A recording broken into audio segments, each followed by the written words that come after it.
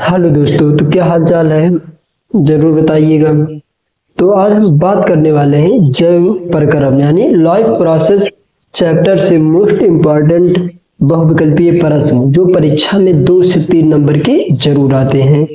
Biology का है, कक्षा 10 का है। और अगर आप किसी भी कोई भी एग्जाम की तैयारी कर रहे हैं, अगर ये टॉपिक है तो जरूर आता है।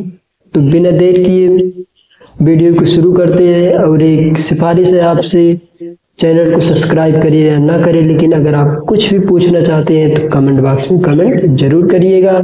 तो बिना देर किए स्टार्ट करते हैं अपने क्वेश्चनों को।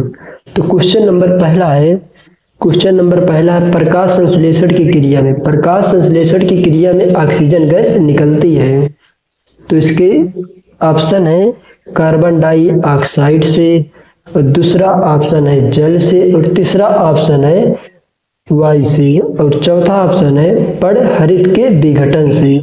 तो इसका राइट आंसर होगा जल से। तो प्रकाश संश्लेषण की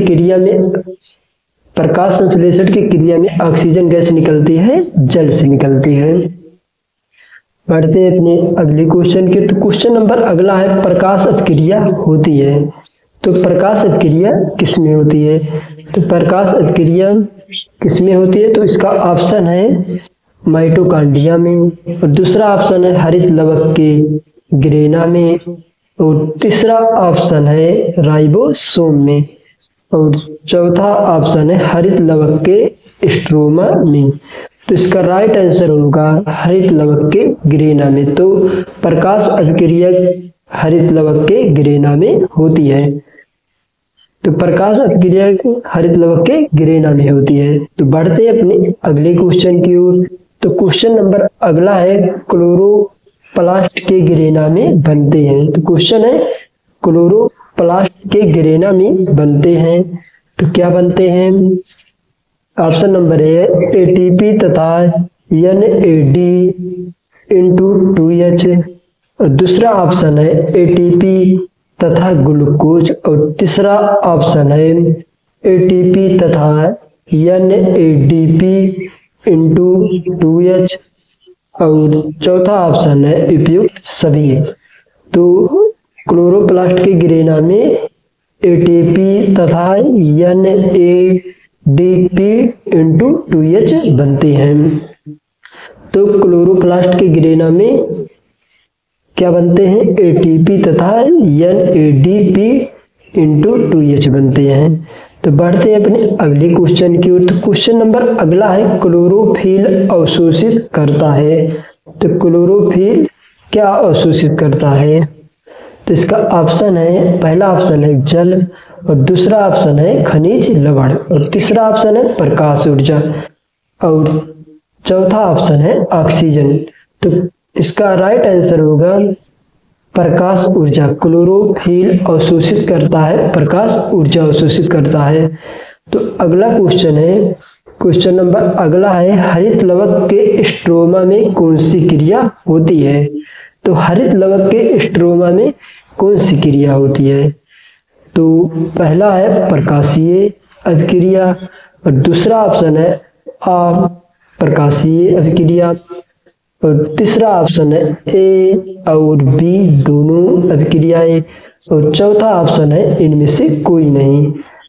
तो इसका राइट आंसर होगा अप्रकाशीय अभिक्रिया। हरित लवक के स्ट्रोमा में अप्रकाशीय अभिक्रिया होती है। तो बढ़ते हैं अपने अगले क्वेश्चन के। क्वेश्चन नंबर अगला है पादपों में वायु प्रदूषण कम करने की क्रिया। क्वेश्चन है पादपों में वायु प्रदूषण कम करने की प्रक्रिया है। तो पादपों में वायु प्रदूषण कम करने की प्रक्रिया है, पहला है श्वसन, और दूसरा ऑप्शन है प्रकाश संश्लेषण, और तीसरा ऑप्शन है वाष्पोत्सर्जन, और चौथा ऑप्शन है प्रोटीन संश्लेषण। तो इसका राइट आंसर होगा ऑप्शन नंबर बी प्रकाश संश्लेषण। तो पादपों में वायु प्रदूषण कम करने की प्रक्रिया प्रकाश संश्लेषण में होती है। तो पादपों में वायु प्रदूषण कम करने की प्रक्रिया प्रकाश संश्लेषण में होती है, और श्वसन का क्या कार्य है आप कमेंट बॉक्स में जरूर बताइएगा। बढ़ते हैं अपने अगले क्वेश्चन की ओर। क्वेश्चन नंबर अगला है, पाइरूवेट के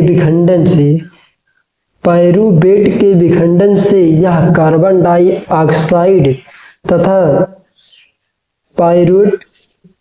पाइरूवेट के विखंडन से यह कार्बन डाइऑक्साइड जल तथा ऊर्जा देता है, यह क्रिया होती है। मोस्ट इम्पॉर्टेंट क्वेश्चन है जो इस बार आ सकता है परीक्षा में। तो क्वेश्चन क्या है, पाइरूवेट के विखंडन से यह कार्बन डाइऑक्साइड जल तथा ऊर्जा देता है और यह क्रिया होती है। तो किसमें होती है, कोशिका द्रव में। इसका ऑप्शन है कोशिका द्रव, और दूसरा ऑप्शन है माइटोकॉन्ड्रिया, और तीसरा ऑप्शन है हरित लवक, और चौथा ऑप्शन है केंद्रक में।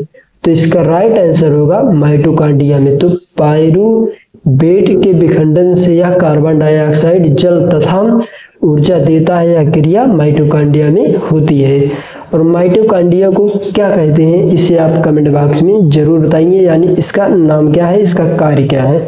तो बढ़ते हैं अपने अगले क्वेश्चन के, जो मोस्ट इम्पॉर्टेंट क्वेश्चन है स्वपोषी पोषण के लिए आवश्यक है।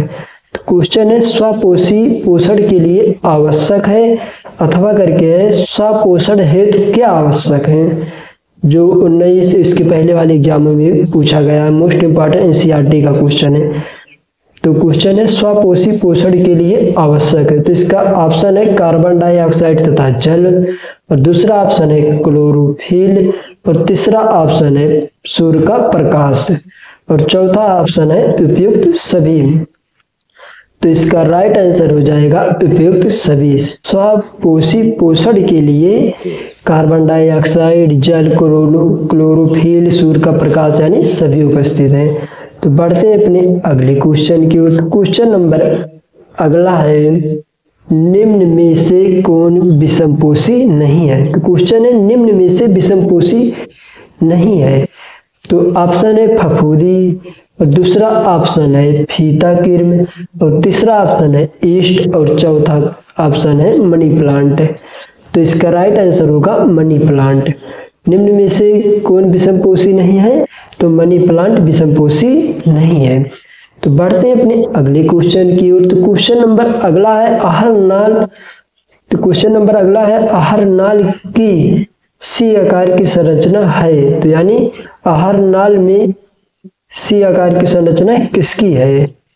तो ऑप्शन है अमाशय, और दूसरा ऑप्शन है गृहिणी, और तीसरा ऑप्शन है ग्रसनी, और चौथा ऑप्शन है किर्मरूप परिशेषिका। चौथा ऑप्शन क्या है, किर्मरूप परिशेषिका। तो इसका राइट आंसर होगा गृहिणी। तो आहार नाल की सी आकार की संरचना गृहिणी की है, गृहिणी। अब बढ़ते हैं अपने अगले क्वेश्चन की ओर। तो क्वेश्चन नंबर अगला है, मनुष्य में ग्रास नली की लंबाई होती है। तो जो हमारा शरीर है इसके अंदर जो नली है, ग्रास नली की लंबाई कितनी होती है। तो इसका ऑप्शन है 5.8 सेंटीमीटर, और दूसरा ऑप्शन है 25 से 30 सेंटीमीटर, और तीसरा ऑप्शन है 1.5 मीटर, और चौथा ऑप्शन है 15 मीटर। तो इसका राइट आंसर होगा 25 से 30 सेंटीमीटर होती है। मनुष्य में ग्रास नली की लंबाई 25 से 30 सेंटीमीटर होती है। तो बढ़ते हैं अपने अगले क्वेश्चन की ओर। तो क्वेश्चन नंबर अगला है, मनुष्य में लार ग्रंथियों की संख्या होती है। तो लार ग्रंथियों की संख्या कितनी होती है, कितनी जोड़ी होती है। तो पहला ऑप्शन है 2 जोड़ी, और दूसरा ऑप्शन है 3 जोड़ी, और तीसरा ऑप्शन है 4 जोड़ी, और पांचवा ऑप्शन है 5 जोड़ी। तो इसका राइट आंसर होगा 3 जोड़ी। तो मनुष्य में लार ग्रंथियों की संख्या कितनी जोड़ी होती है, 3 जोड़ी। तो इसका नाम आप रिसर्च करके कमेंट बॉक्स में जरूर बताइएगा। तो मनुष्य में लार ग्रंथियों की संख्या 3 जोड़ी होती है। तो आगे बढ़ते हैं अपने नेक्स्ट क्वेश्चन की ओर। क्वेश्चन नंबर अगला है, किर्मरूप परिशेषिका का भाग है। तो क्वेश्चन है किर्मरूप परिशेषिका का भाग है। तो ऑप्शन है छोटी आंत, और दूसरा ऑप्शन है अग्नाशय, और तीसरा ऑप्शन है बड़ी आंत यानी कोलोन, और चौथा ऑप्शन है ग्रास नली। तो इसका राइट आंसर होगा बड़ी आंत यानी कोलेन। तो किम रूप प्रोसेस का किसका भाग है, यानी बड़ी आंत का भाग है। तो बढ़ते हैं अपने अगले क्वेश्चन की ओर। तो क्वेश्चन नंबर अगला है, मनुष्य में दूध के दांतों की संख्या कितनी होती है। तो मनुष्य में दूध के दांतों की संख्या कितनी होती है। तो ऑप्शन है बी, और दूसरा ऑप्शन है 24, और तीसरा ऑप्शन है 28, और चौथा ऑप्शन है 32। तो मनुष्य में दूध के दांतों की संख्या कितनी होती है, तो 20 होती है। इसका राइट आंसर होगा ऑप्शन नंबर ए 20 होती है, जो सन 2018 में पूछा गया है यूपी बोर्ड में। तो बढ़ते हैं अपने अगले क्वेश्चन की ओर। क्वेश्चन नंबर अगला है, मनुष्य के प्रत्येक जबड़े में चढ़वड़क दांतों की संख्या होती है। तो क्वेश्चन है, मनुष्य के प्रत्येक जबड़ों में चढ़वड़क दंतों की संख्या होती है। यहाँ पे क्वेश्चन सन 2015 में पूछा गया है, प्रीवियस ईयर क्वेश्चन है। तो ऑप्शन है 2, और दूसरा ऑप्शन है 4, और तीसरा ऑप्शन है 6, और चौथा ऑप्शन है 8। तो इसका राइट आंसर होगा ऑप्शन नंबर सी 6। तो इसका आंसर होगा 6। मनुष्य के प्रत्येक जबड़ों में चढ़वड़क दांतों की संख्या होती है 6 होती है। तो बढ़ते हैं अपने अगले क्वेश्चन की ओर। आप कमेंट बॉक्स में बताइएगा मनुष्य के कितने जबड़े होते हैं। बढ़ते हैं अपने अगले क्वेश्चन की ओर। क्वेश्चन नंबर अगला है, ग्रास नली द्वार पर लटकी हुई पत्ती के समान कार्टिलेजी संरचना कहलाती है। यह सन 2014 में क्वेश्चन पूछा गया। ग्रास नली द्वार पर लटकी हुई पत्ती के समान कार्टिलेजी संरचना कहलाती है। एपी, तो इसका ऑप्शन है, इसके भी 4 ऑप्शन है। तो ऑप्शन है एपी फ्रैंकिस, और दूसरा ऑप्शन है एपीग्लूटिस, और तीसरा ऑप्शन है एल्वियोलाई, और चौथा ऑप्शन है सेलेस्मा वरड। तो इसका राइट आंसर होगा एपीग्लूटिस। तो इसका राइट आंसर होगा एपीग्लूटिस। तो क्वेश्चन क्या था, ग्रास नली द्वार पर लटकी हुई पत्तियों के समान कार्टिलेजी संरचना क्या कहलाती है, एपीग्लूटिस कहलाती है, जो मोस्ट इंपॉर्टेंट क्वेश्चन है। तो क्वेश्चन था, ग्रास नली द्वार पर लटकी हुई पत्ती के समान कार्टिलेजी संरचना क्या कहलाती है, एपीग्लूटिस कहलाती है। तो बढ़ते हैं अपने अगले क्वेश्चन की ओर। तो क्वेश्चन नंबर अगला है, यकृत स्रावित करता है। यकृत क्या स्रावित करता है। तो यकृत ऑप्शन है ए, ऑप्शन है लार, और दूसरा ऑप्शन है जठर रस, और तीसरा ऑप्शन है पीत रस, और चौथा पित्त रस, और चौथा ऑप्शन है अग्नाशयिक रस। तो इसका राइट आंसर होगा पित्त रस। तो यकृत क्या स्रावित करता है, पीत रस। बढ़ते अपने अगले क्वेश्चन की। क्वेश्चन नंबर अगला है, आहार नाल के पेशीय संकुचन को कहते हैं। आहार नाल के पेशीय संकुचन को कहते हैं। तो ऑप्शन नंबर ए है पाचन, और दूसरा ऑप्शन है क्रामकुंचन, और अगला ऑप्शन है परिसंचरण, और चौथा ऑप्शन है यानी लास्ट ऑप्शन है अवशोषण। तो इसका राइट आंसर होगा क्रामकुंचन। आहार नाल के पेशीय संकुचन को क्रामकुंचन कहते हैं। बढ़ते अपने अगले क्वेश्चन की ओर। तो क्वेश्चन नंबर अगला है, एक क्वेश्चन आपसे है, आप बताइए अवशोषण क्या है। इसके बारे में एक लाइन में आंसर कमेंट बॉक्स में जरूर दीजिएगा, इससे आपकी तैयारी बेहतर होगी। तो बढ़ते हैं अपने अगले क्वेश्चन की। तो अगला क्वेश्चन है, जठर रस स्रावित होता है। जठर रस स्रावित होता है। तो इसके ऑप्शन है अग्नाशय से, और दूसरा ऑप्शन है पितृताशय से, और तीसरा ऑप्शन है अमाशय से, और चौथा ऑप्शन है यकृत से। तो जठर रस स्रावित होता है, अमाशय से स्रावित होता है।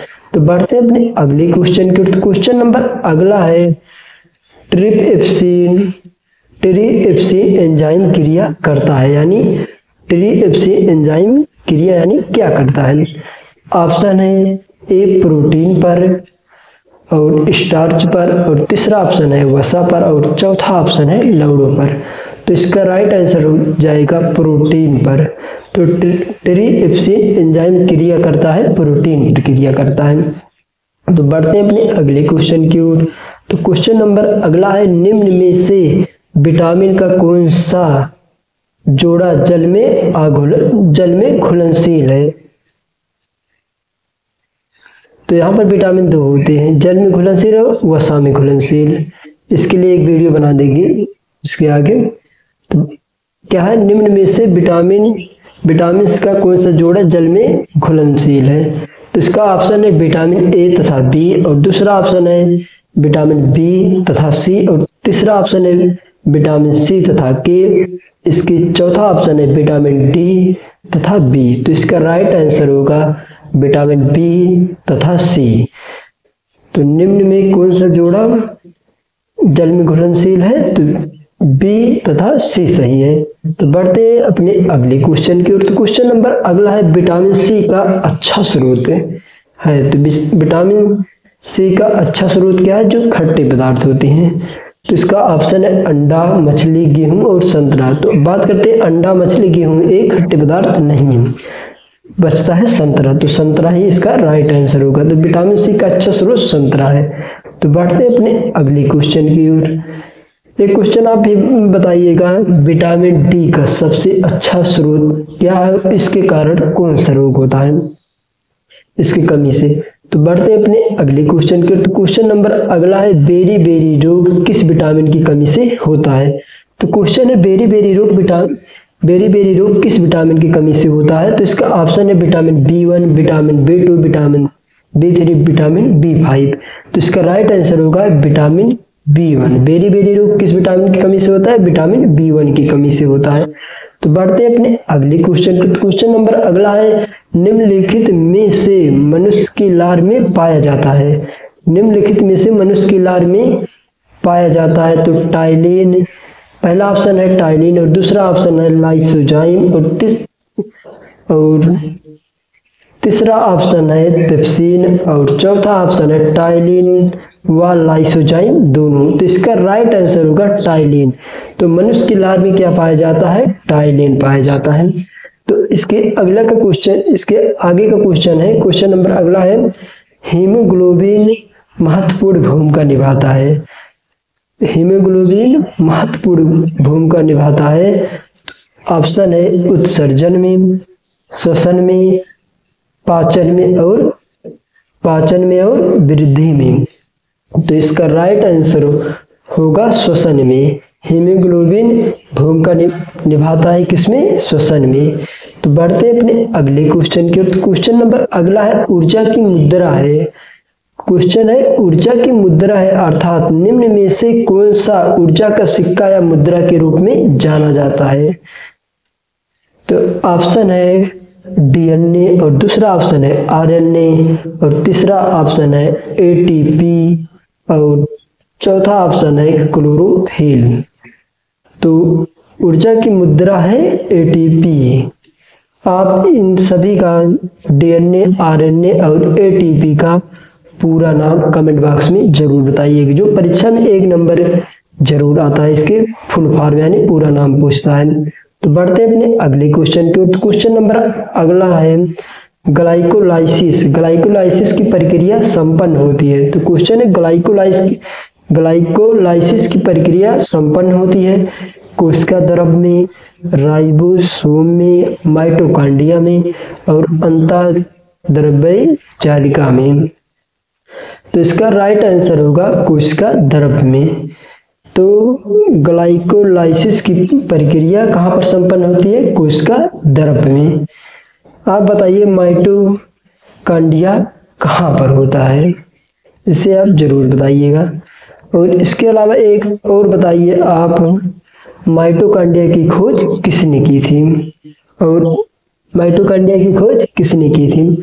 तो बढ़ते अपने अगले क्वेश्चन के। क्वेश्चन नंबर अगला है, ग्लाइकोजेनेसिस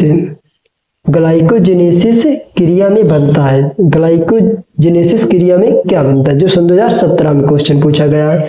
तो ऑप्शन है ग्लूकोज, और दूसरा ऑप्शन है ग्लाइकोजन, और तीसरा ऑप्शन है विटामिन, और चौथा ऑप्शन है प्रोटीन्स।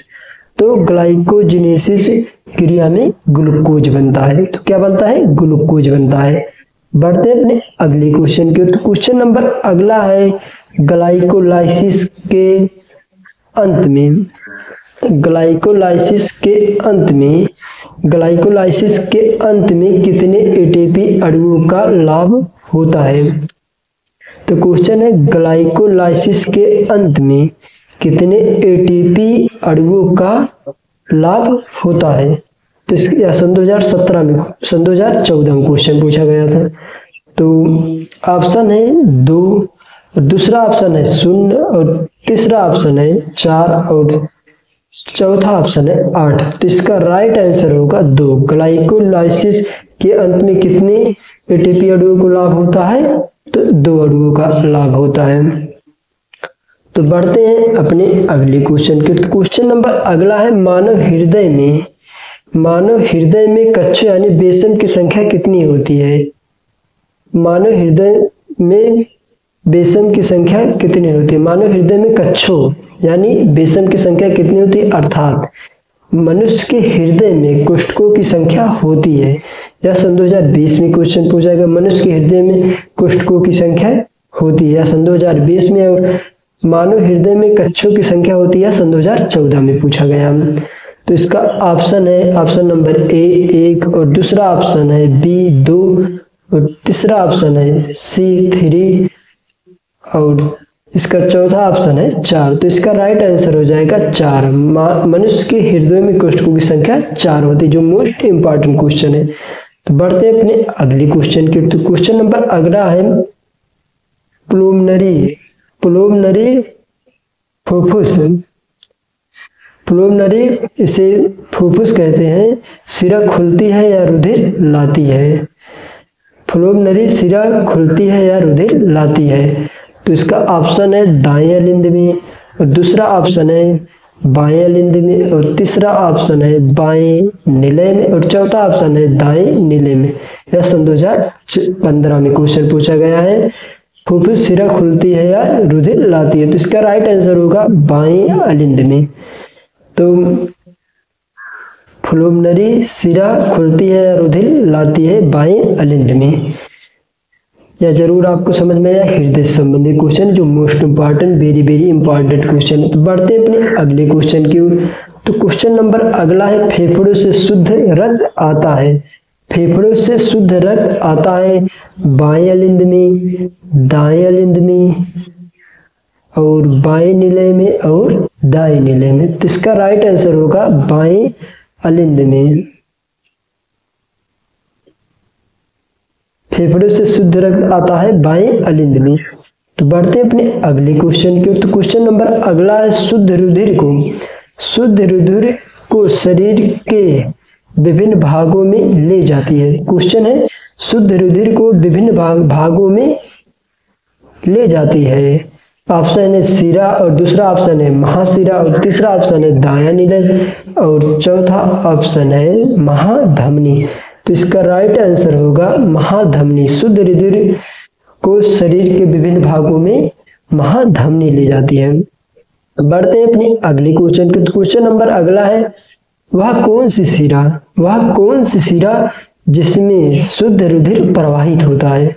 क्वेश्चन है वह कौन सा सिरा जिसमें शुद्ध रुधिर प्रवाहित होता है? तो इसका ऑप्शन है पुलोमनरी, और दूसरा ऑप्शन है ग्रीवा, और तीसरा ऑप्शन है पोरोटल सिरा, और चौथा ऑप्शन है पश्च महासिरा।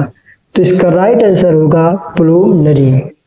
वह कौन सी सिरा है जिसमें शुद्ध रुधिर प्रवाहित होता है? तो पुलोमनरी में प्रवाहित होता है। तो बढ़ते हैं अपने अगले क्वेश्चन की ओर। तो क्वेश्चन नंबर अगला है रुधिर के कितने समूह होते हैं? तो रुधिर के कितने समूह होते हैं? इसके ऑप्शन है 6, और दूसरा ऑप्शन है 2, और तीसरा ऑप्शन है 4, और चौथा ऑप्शन है 8। तो इसका राइट आंसर हो जाएगा ऑप्शन नंबर सी 4। रुधिर के कितने समूह होते हैं? 4 समूह होते हैं। इसके चारों का नाम आप कमेंट बॉक्स में जरूर बताइएगा। तो बढ़ते हैं अपने अगले क्वेश्चन की। तो क्वेश्चन नंबर अगला है रक्त का लाल रंग किस पदार्थ की उपस्थिति के कारण होता है? तो रक्त, जो हमारे शरीर में रक्त है, यह लाल रंग किस पदार्थ की उपस्थिति के कारण होता है? तो इसका ऑप्शन है ऑप्शन नंबर ए हीमोग्लोबिन, और दूसरा ऑप्शन है न्यूक्लिक अम्ल, और तीसरा ऑप्शन है विटामिन सी, और चौथा ऑप्शन है पोटेशियम। तो इसका राइट आंसर होगा ऑप्शन नंबर ए हीमोग्लोबिन। इसे किसी बुक में हिम देकर भी पूछा गया, हिम, यह सन 2016 में पूछा गया था। तो बढ़ते हैं अपने अगले क्वेश्चन के। तो क्वेश्चन नंबर अगला है, लसिका में नहीं पाई जाती है, लसिका में नहीं पाई जाती है लाल रुधिर कणिकाएं, लिम्फोसाइट्स, और तीसरा ऑप्शन है श्वेत रुधिराण, और चौथा ऑप्शन है उत्सर्जी पदार्थ। तो इसका राइट आंसर होगा लाल रुधिर कणिकाएं। लसिका में नहीं पाई जाती है लाल रुधिर कणिकाएं, आरबीसी जिसे कहते हैं। तो बढ़ते अपने अगले क्वेश्चन की। तो क्वेश्चन नंबर अगला है, पौधों में पत्तियों तक जल एवं खनिज लवण स्थानांतरित होते हैं। पौधों में पत्तियों तथा जल एवं खनिज लवण स्थानांतरित होते हैं, किसके द्वारा होते हैं? तो इसका ऑप्शन है फ्लोएम द्वारा, और दूसरा ऑप्शन है जाइलम द्वारा, और तीसरा ऑप्शन है मज्जा से, और चौथा ऑप्शन है कार्टेक्स से। तो इसका राइट आंसर होगा जाइलम द्वारा। तो पौधों में पत्तियों तक जल एवं खनिज लवण स्थानांतरित होते हैं, किसके द्वारा होते हैं? जाइलम द्वारा। तो बढ़ते हैं अपने अगले क्वेश्चन के। तो क्वेश्चन नंबर अगला है, पादप में जाइलम उत्तरदायी है। यह एनसीईआरटी का क्वेश्चन है जो सन 2019-20 दोनों में लगातार पूछा गया था। तो पादप में जाइलम उत्तरदायी है। तो इसका ऑप्शन है ऑप्शन नंबर ए जल का वहन, और दूसरा ऑप्शन है भोजन का वहन, और तीसरा ऑप्शन है अमीनो अम्ल का वहन, और चौथा ऑप्शन है ऑक्सीजन का वहन। तो इसका राइट आंसर होगा जल का वहन। पादपों में जाइलम उत्तरदायी है जल का वहन। तो बढ़ते अपने अगले क्वेश्चन की ओर। तो क्वेश्चन नंबर अगला है फ्लोएम द्वारा। क्वेश्चन है, फ्लोएम द्वारा भोजन का स्थानांतरण होता है, जो सन 2013, 14 और सन 2022 दोनों में पूछा गया है। तो क्वेश्चन है, फ्लोएम द्वारा भोजन का स्थानांतरण होता है। तो ऑप्शन है सुक्रोज के रूप में, और दूसरा ऑप्शन है प्रोटीन के रूप में, और तीसरा ऑप्शन है हार्मोन्स के रूप में, और चौथा ऑप्शन है वसा के रूप में। तो इसका राइट आंसर होगा सुक्रोज के रूप में। फ्लोएम द्वारा भोजन का स्थानांतरण होता है किसके रूप में? सुक्रोज के रूप में। मोस्ट इंपॉर्टेंट क्वेश्चन है जो इस वर्ष आ सकता है। तो बढ़ते हैं अपने अगले क्वेश्चन के। तो क्वेश्चन नंबर अगला है, पौधों में भोजन का स्थानांतरण होता है।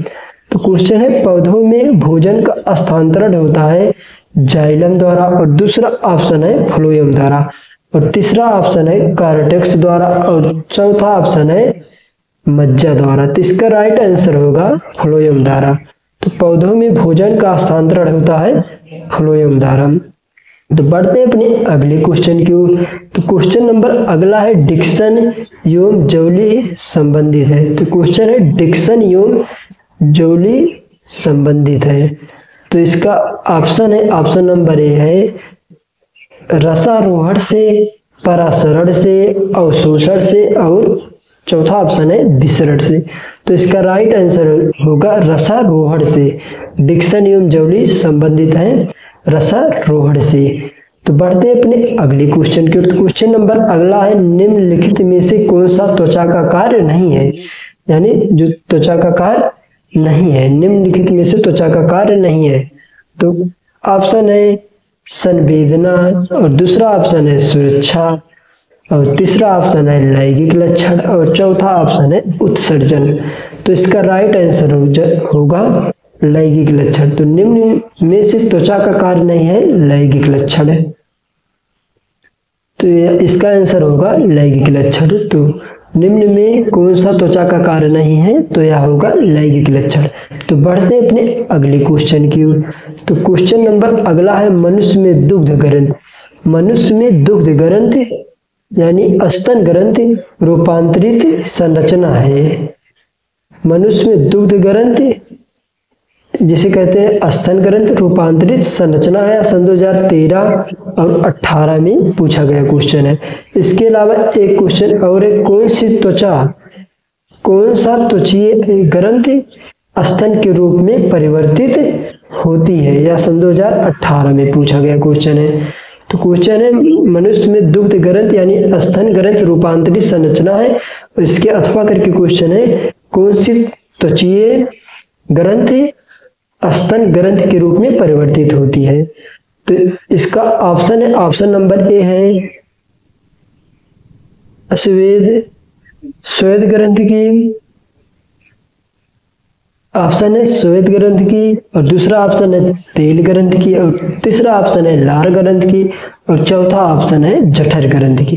तो इसका राइट आंसर होगा तेल ग्रंथि की। तो मनुष्य में दुग्ध ग्रंथि यानी स्तन ग्रंथि रूपांतरित संरचना है, अथवा कौन सा त्वचीय ग्रंथि स्तन ग्रंथि के रूप में परिवर्तित होता है, तेल ग्रंथि की। तो इसका राइट आंसर होगा तेल ग्रंथि की। तो बढ़ते हैं अपने अगले क्वेश्चन की ओर। तो क्वेश्चन नंबर अगला है, अमोनिया का यूरिया में परिवर्तन होता है। अमोनिया का यूरिया में परिवर्तन होता है अग्नाशय द्वारा, ऑप्शन ए है अग्नाशय द्वारा, और दूसरा ऑप्शन है यकृत, और तीसरा ऑप्शन है अमाशय द्वारा, और चौथा ऑप्शन है विरिक। तो इसका राइट आंसर होगा ऑप्शन नंबर बी यकृत। अमोनिया का यूरिया में परिवर्तन करता है यकृत करता है।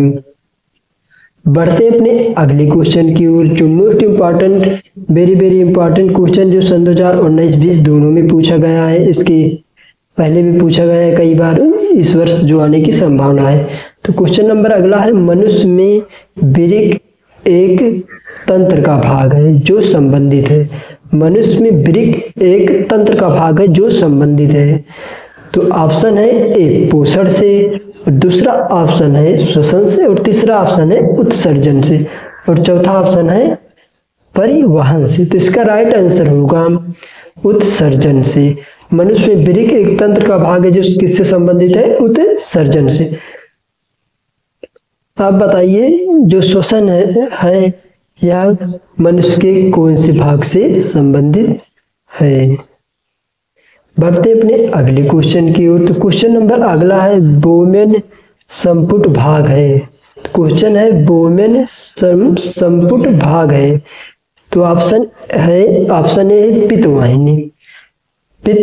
वाहिनी, और दूसरा ऑप्शन है अग्नाशय वाहिनी, और तीसरा ऑप्शन है प्रोस्टेट ग्रंथि का, और चौथा ऑप्शन है वृक्क नलिका का।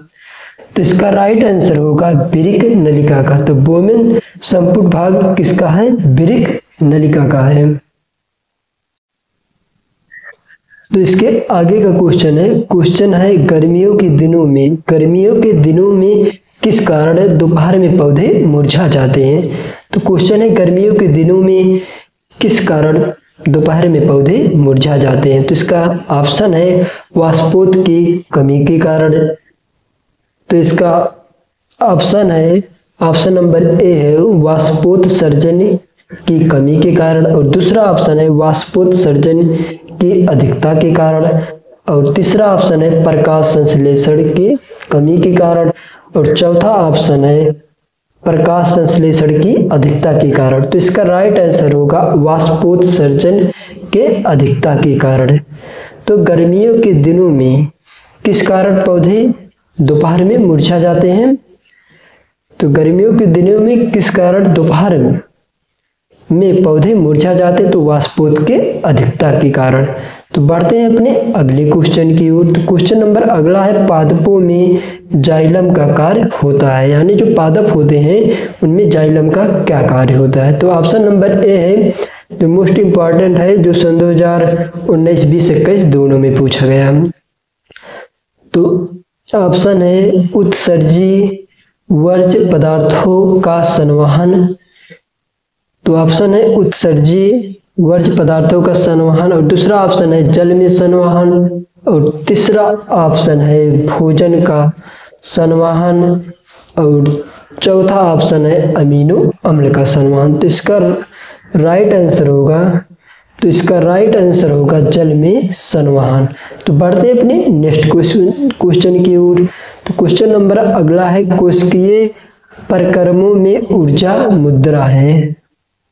तो कोशिकीय परिक्रमों में ऊर्जा मुद्रा है। तो माइटोकॉन्ड्रिया, और दूसरा ऑप्शन है एटीपी, और तीसरा ऑप्शन है ग्लूकोज, और चौथा ऑप्शन है पाइरूवेट। तो इसका राइट आंसर होगा एटीपी, एडेनोसिन ट्राइफॉस्फेट इसका नाम है। तो बढ़ते अपने अगले क्वेश्चन के। तो क्वेश्चन नंबर अगला है, वह प्रक्रियाएं जिसमें जटिल कार्बनिक अणु सरल अणुओं में टूटते हैं। तो क्वेश्चन है, वह प्रक्रियाएं जिसमें जटिल कार्बनिक अणु सरल अणुओं में टूटते हैं। तो इसका ऑप्शन है उपचयी अभिक्रियाएं, अपचयी अभिक्रियाएं, और इसका अगला ऑप्शन है ए तथा बी दोनों, और चौथा ऑप्शन है समान अभिक्रियाएं। तो इसका राइट आंसर होगा अपचयी अभिक्रियाएं। वह प्रक्रियाएं जिसमें जटिल कार्बनिक अणु सरल अणुओं में टूटते हैं, तो वह होगा अपचयी अभिक्रियाएं। तो बढ़ते हैं अपने अगले क्वेश्चन के। तो क्वेश्चन नंबर अगला है, पित्त रस का स्राव होता है। तो पित्त रस का स्राव कहाँ से होता है?